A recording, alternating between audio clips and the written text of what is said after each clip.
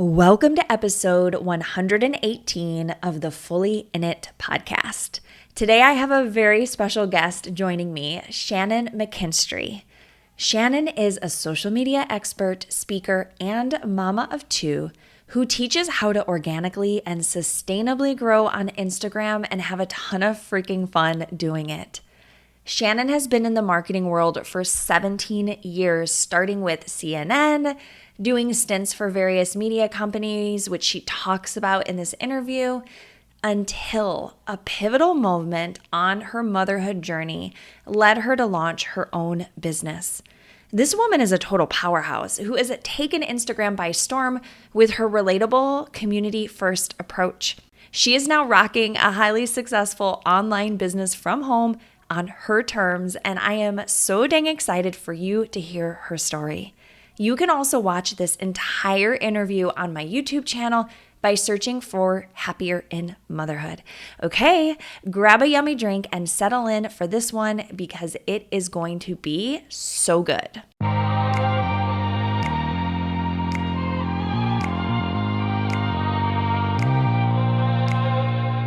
Welcome to Fully In It, a show for moms who are called to grow themselves while growing their families.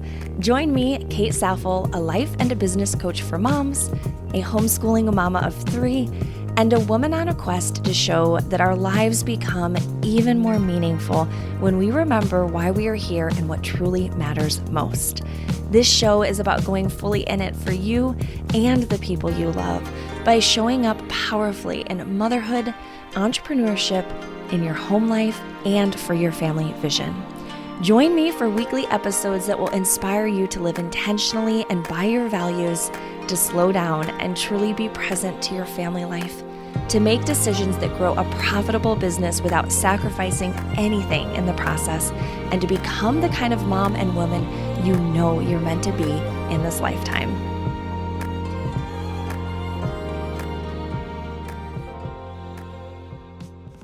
Okay, so I am so excited to have you on the Fully In It podcast, Shannon. Welcome.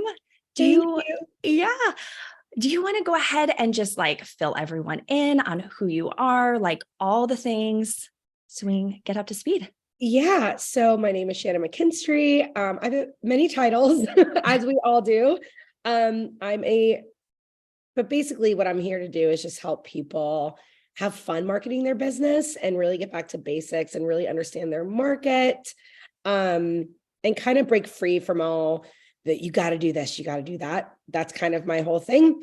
I really just like helping people honor their true selves and their businesses, and through Instagram, LinkedIn, TikTok, all of that. I love all things marketing, all things social media. I'm also a mom, and I live in Raleigh, right outside of Raleigh, North Carolina, originally from the DC area. But yeah, I'm just social media mentor, manager, strategist, speaker. I do it all. And I just want to help all the people have fun on social media again and make money doing it. Yes. I feel all of that. And you've been in the game for a long time, right? I've kind of looked into some of your backstory. How did you get started in social media? What actually drew you to that industry in the beginning? Yeah. So it's funny because I don't think anyone would be surprised if they knew me way back in the day to find out what I'm doing now, even though social media didn't exist back then. But I always had a camera or a camcorder in my hands as a little kid. I was that young child who was recording everything, documenting everything. And then my love of documenting and editing took me to television production classes in college, and I eventually went on to CNN and worked in the feeds department, the control room, and loved it. But, it was overnights, it was holidays, I was early 20s, and I was just like, I don't know if this is what I want to do forever. And then I felt really, really lost. But This was literally early 2000s. So this is right when MySpace and Facebook were coming to be. Oh, yeah. And, no one was doing it in a marketing sense. It was more just a way to connect with people that And so that kind of kept me busy, during those crazy overnight shifts. And I got to really love social media and had a lot of fun with that. And then, so it all kind of morphed into this thing where I was like, oh, wait, this is what I should be doing. Like, this is my Wow. love of everything that I love all together. It's, copywriting, it's video, it's connecting people rather than just, straight up marketing. So I eventually, when Facebook started becoming more business heavy, I was at a corporate job at that point, and they were like, does someone want to manage the Facebook page? I was like, me, please pick me. Yeah. And I was Yes. like nerding out. I loved it. I like had so much fun coming up with ideas. It wasn't even like I wasn't being paid extra for it. I just loved it. And then I had my daughter. I had a very traumatizing birth, and I just could not bring myself to go back to work. And I, don't want to say begged my husband, but I begged my husband, because obviously that'd be a big, income Mm-hmm. cut. And I just said, if I can just get a few people to pay me to do their social media, can I stay home? And he was like, yeah, we just got to find you some clients. So I did. And it was still not social media was still not something people were investing money into, Right. an afterthought. So it was hard at first. I was not, making much money at all, but I wasn't in it for the money. I truly loved it. And so I kind of taught myself how to market these people. I tested out all sorts of things. And all of a sudden my business started, or their account started blowing up. And I was like, well, I should do this for myself. And Yeah. that was it. Holy moly. Yeah, it's been a journey. Well, yeah. And it's pretty cool how, you had that moment of feeling a little lost. Like, Yes. I don't really know what I'm doing here. I think a lot of women can really relate to that Yeah. because we go through so many identity shifts on this journey. Oh, I And love that. then to go through that like traumatic birth experience and just to want to be home, and you got creative and you figured out like, how can I actually have everything that I want for the season of life is pretty Yeah. awesome. Oh, thanks. Yeah. I mean, it was scary, right? When I look back, I'm Of like, course. we were crazy to do that. But now I'm Yeah. like, thank God I did. And yeah. So it's just been amazing. And really, when I started my business, it was just to earn enough to kind of pay for the diapers, help pay the rent. And it turned into way more than that, which was a huge blessing. Yeah, absolutely. And I think that's how a lot of moms who get started in the online world, they're like, if I could just pay for some groceries, if I could just put more gas in the tank, if I could pay for my kids' ballet lessons, and then they get a taste of it and it continues to snowball. But when you Yes. have the passion that you have, right? Like you love what you're doing, Yeah. it's really like the secret sauce. It is. It is. And I can't, I tell people, I'm like, what lights you up? Because Yeah. sometimes I think people are like, oh, it's really hard for me, or I'm really struggling. I'm like, well, do you care about what you're doing? I know I never really cared much about Yeah. my other jobs. I didn't come home excited about something like this actually excites me. Yeah. Yes. Yeah, I can definitely relate to that. And I think like what I'm picking up is you have such a different perspective on social media than I think what a lot of us have seen. I Mhm. really felt like I saw it like 2020 on was when Mm, I started to pay mhm. attention to kind of the hustle narrative, like you've got to post 10 million times a Yes. day. And we're all like at home, like, oh my gosh, really? Like, is this what it takes? And No. so I'm curious for you, like, what is it you wish people knew or understood about social media? I think my big thing, and I don't think I've ever said this before, because I mean it's kind of bold to say, but like there's literally no rules.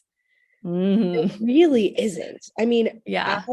I manage too, right? So I manage a brewery account, I manage realtor, a few other different industries. So it's like very different, right? Oh, yeah. Space. None of their accounts look the same, none of their content looks the same, their schedules don't look the same.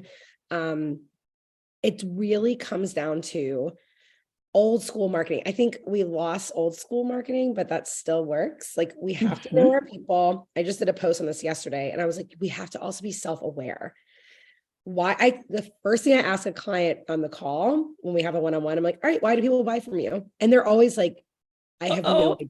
And I'm like, well, go back and find out. And then no, just kidding. But I'm Yes.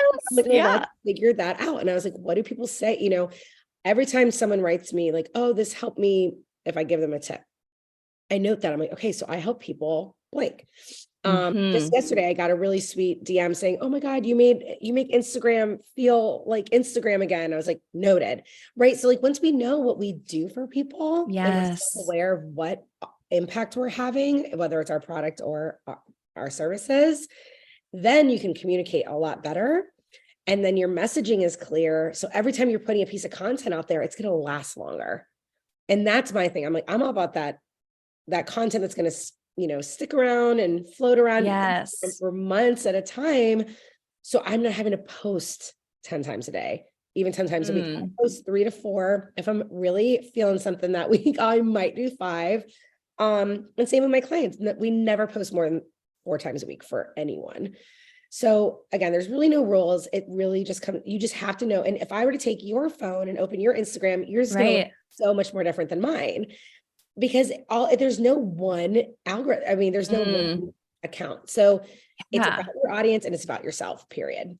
Yeah. And I wonder too, like my wheels are kind of turning, right? Mhm. Because we see so much, like I think there was a period, right, where people were all just doing the exact same things. Yes. Okay. And so like that, I'm guessing I'm not an expert, but like that probably impacts your algorithm, or that impacts people's ability to see you. Like, what have you seen with that? Like originality versus trends. Yeah. And I mean, the trends are fun. I love me some trends. Yeah. But Yes, they are again, you got fun. to put your own spin on it. Like Yeah. I usually drive, I try to grab my clients, like, okay, what's something your people know about you? Because it's almost like we love being in on some inside joke with each other. Like my Mm. people know my love of queso and oat milk and, like little things, right? Yes. Yeah. Real housewives, like, so I'll work that into my copy sometimes just to kind of pull out my personality. So that's not just the same boring stuff. So they feel like, there's more for them to attach to in my caption or the video. Yeah.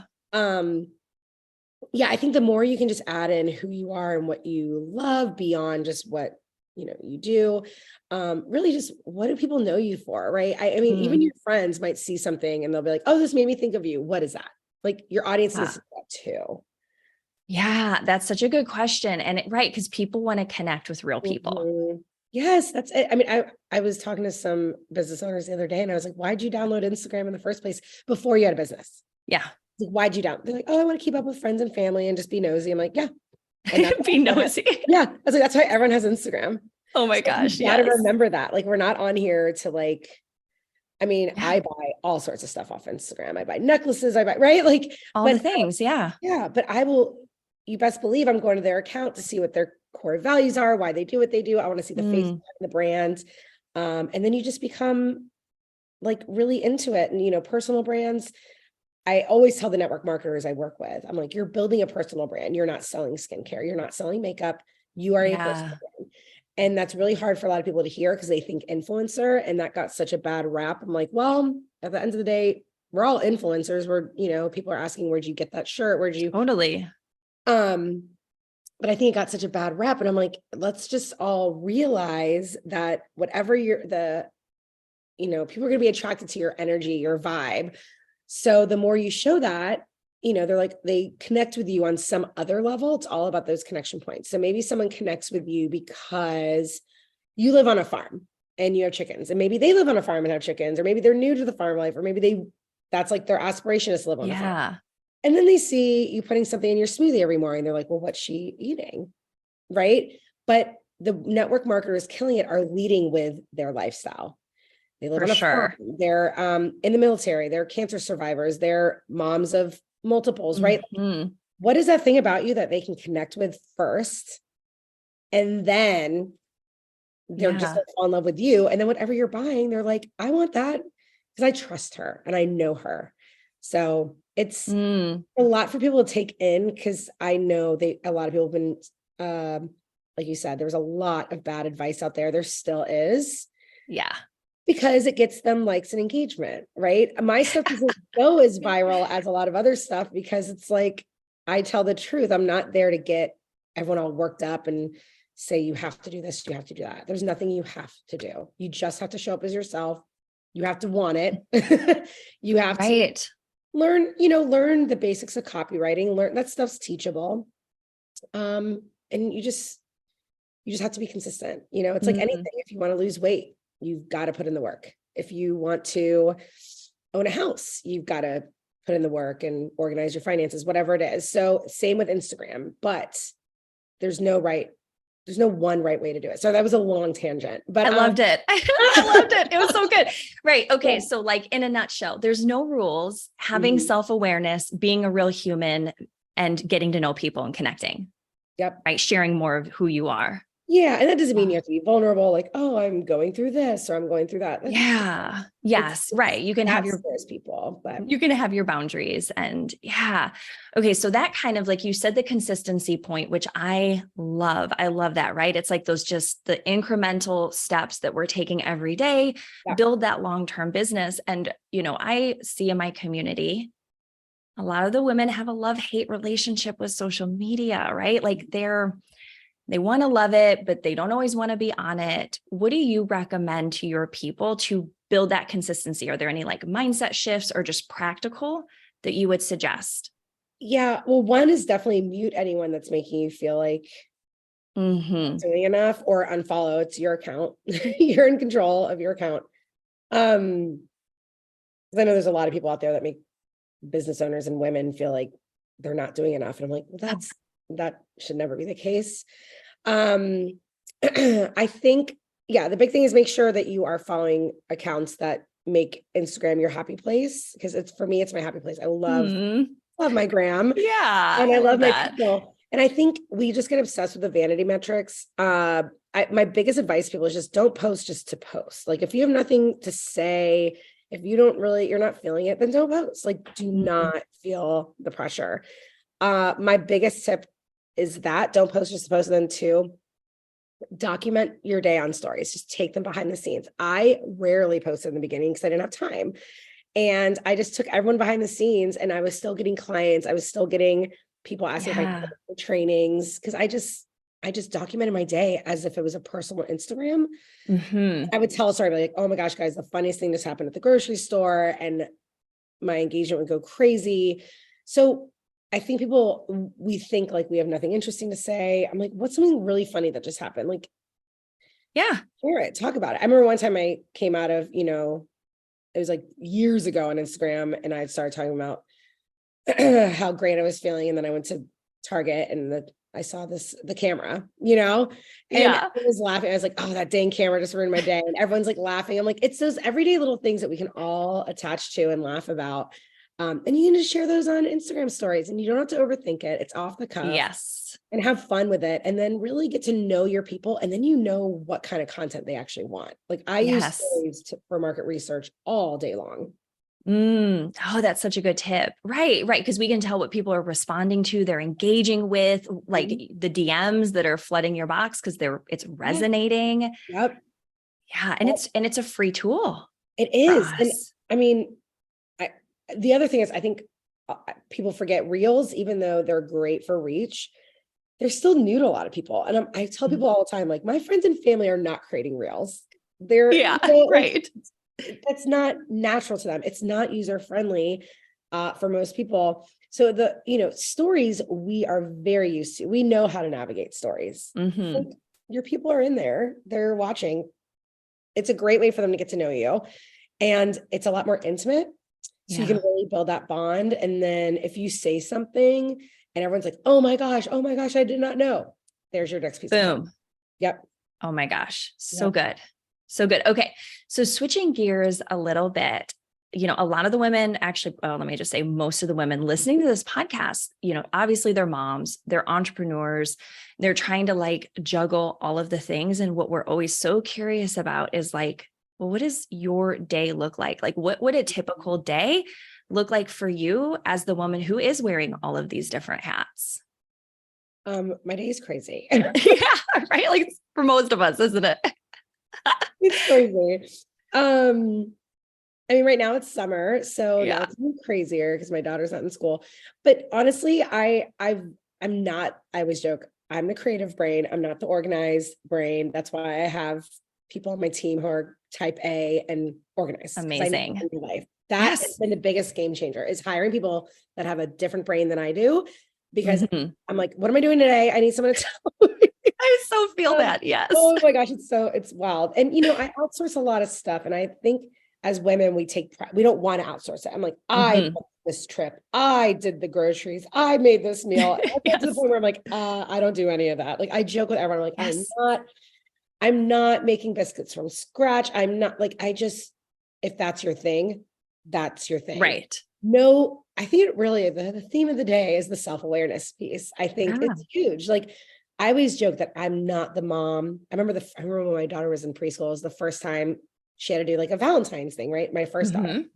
So it's Valentine's Day, they're 2.5. So I just go to CVS and I get the basic Valentine's. Yeah. She came home with this bag of the most beautiful Valentines. And I'm like, oh my gosh, I the worst.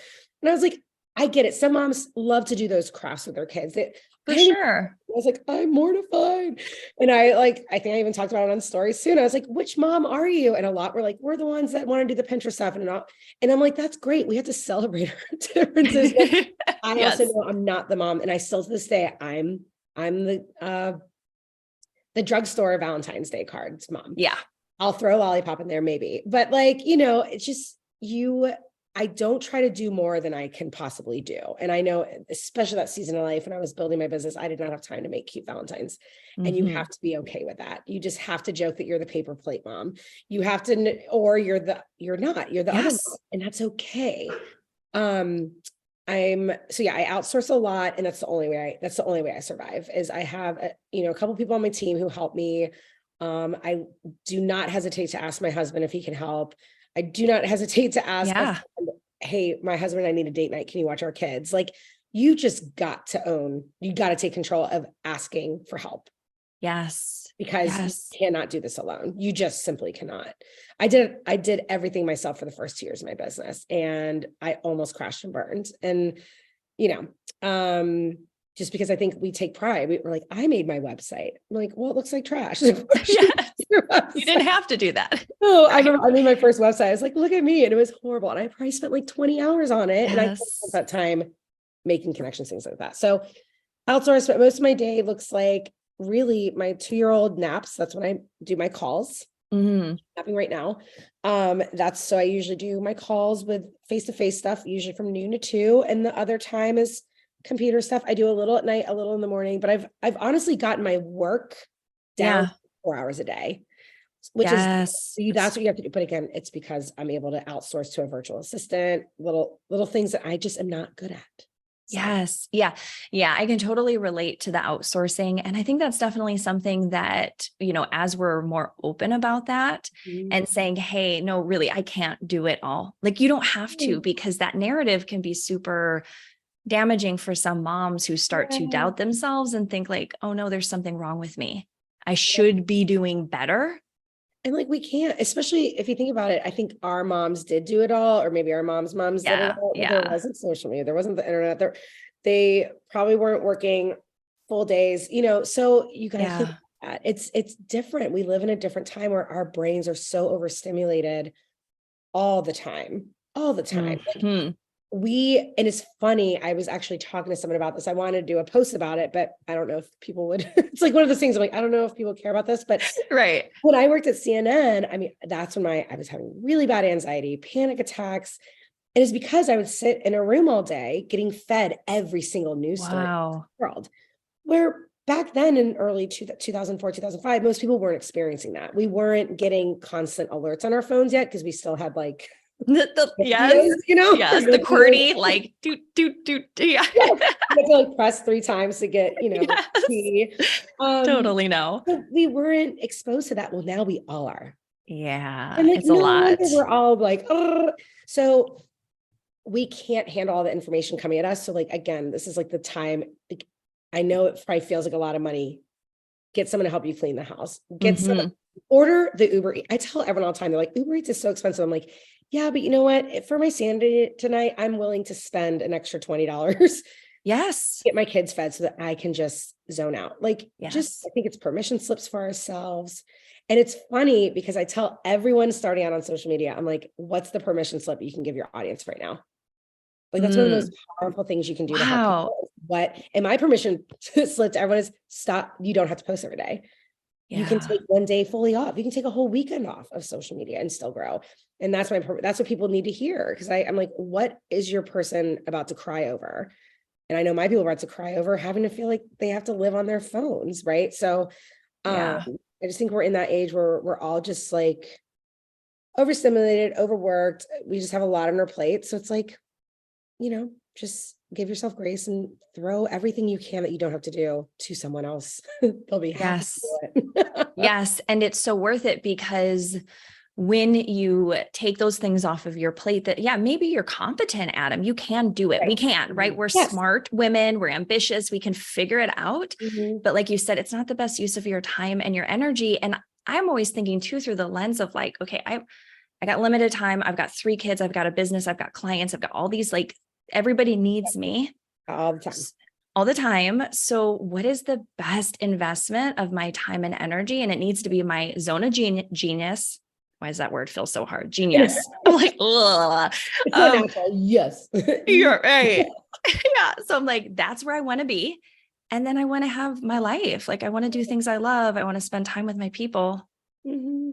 Yeah. Yep. So, okay. So speaking of spending time with your people, I'm really big on that, right? Like creating a business that supports your family values, like your Yes. vision for like, how do you want to do family life and spend this like awesome life that we have together?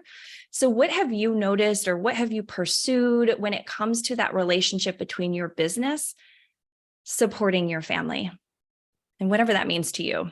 I love that. And actually my mentor, her name is Sarah Wiles, and she actually just trademarked it. I think she calls Yeah. it life first business. And I'm like, oh, Wow. beautiful. Like what 3 Yes. beautiful words are those?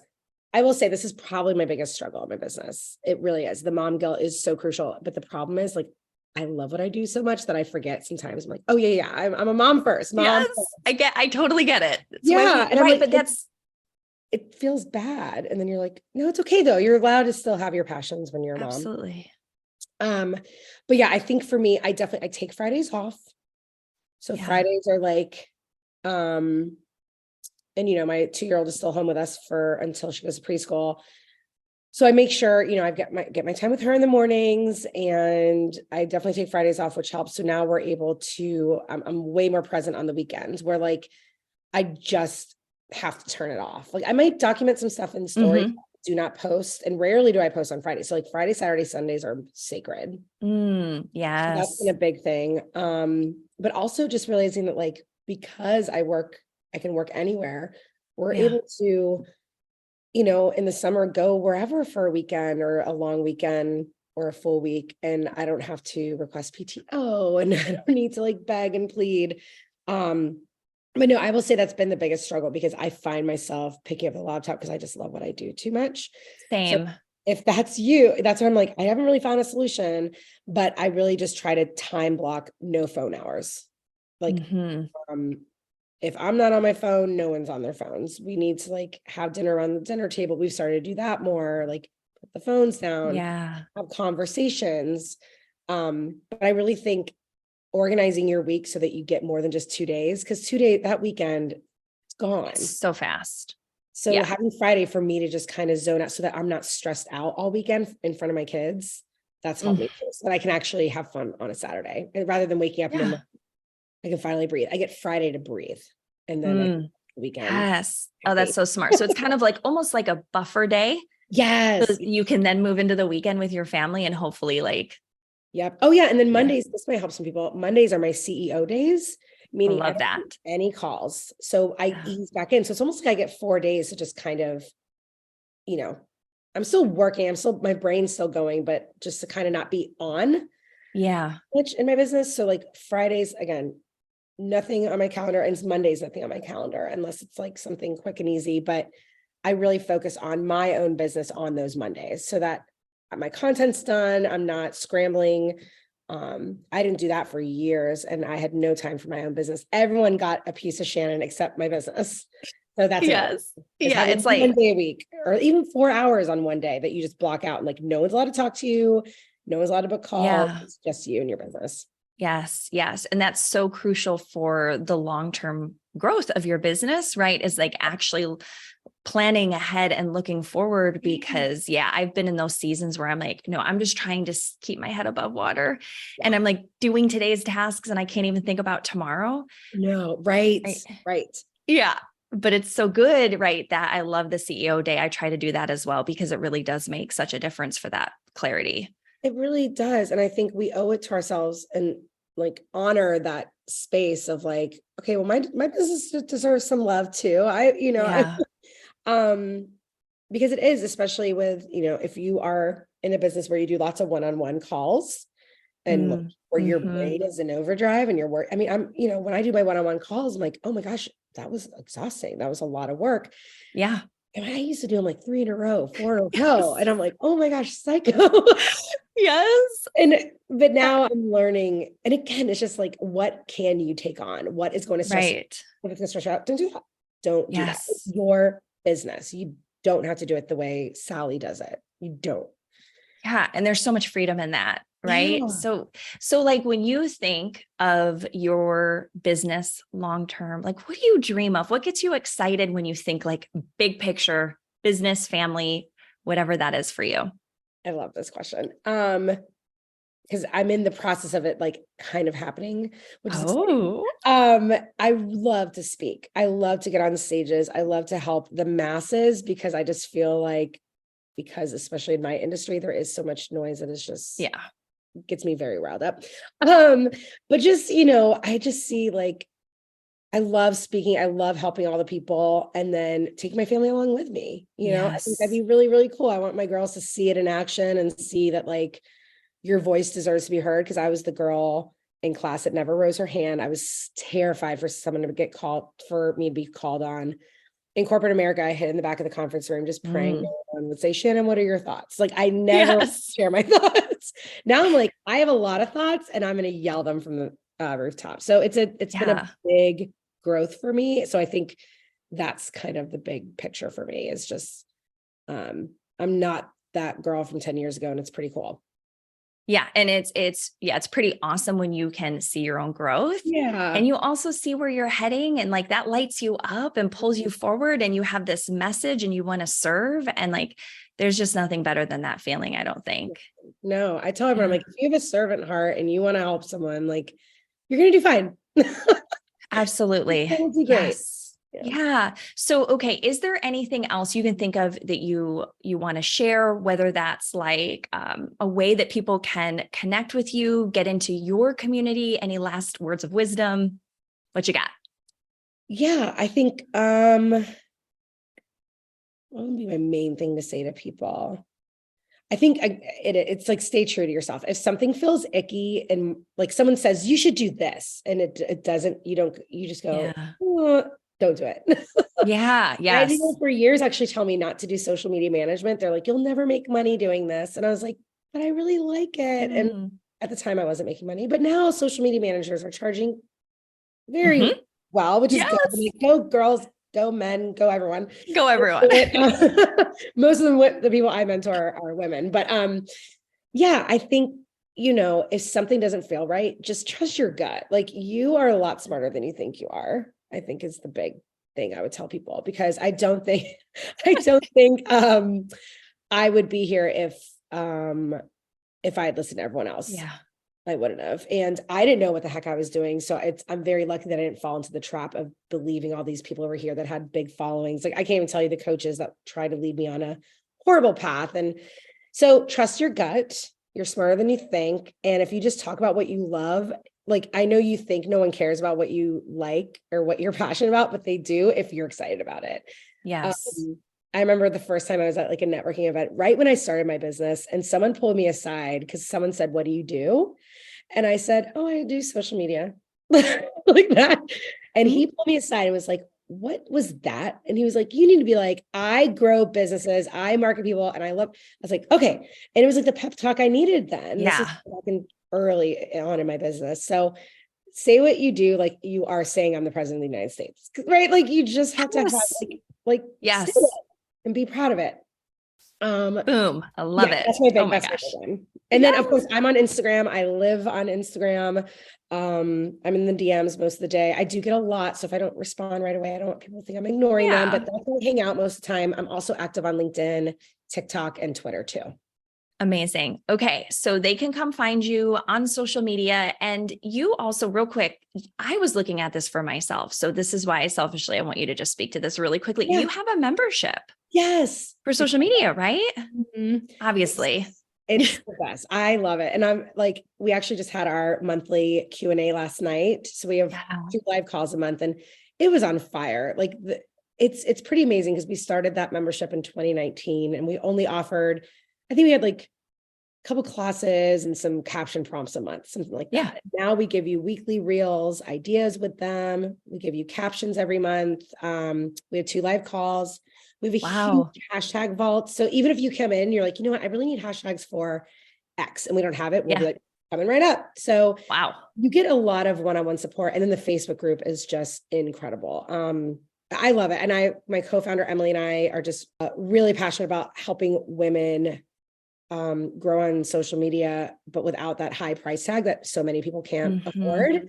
And we have people who, do have like pay for big time memberships and stuff, but they love the society because the community and like it takes all the guesswork of the captions and what to write and what's working.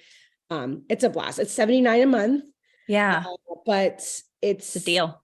Yeah, it's like Netflix. If you don't like it, you just cancel them.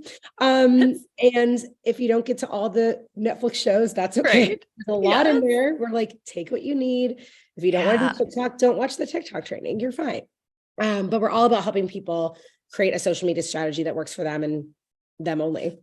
Wow. I love that so much. Sounds amazing. Well, Shannon, thank you so much. This was incredible. I feel like there were so many huge takeaways that everyone's going to be able to just like chew on and then implement in their own lives.